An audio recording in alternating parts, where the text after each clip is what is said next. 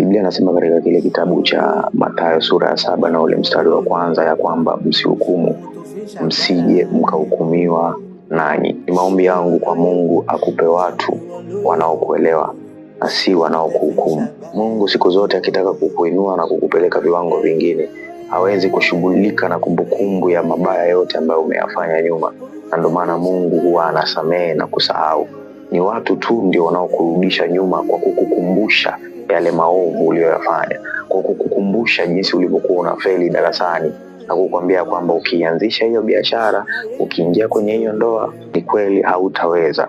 Watakukumbusha udhaifu wako wa nyuma, watakukumbusha maovu yako ya nyuma, na atakukatisha tamaa. Watu wa aina hii ambao wanakuwa wakikuhukumu kila wakati, hao watu wasiwe tena sehemu ya maisha yako.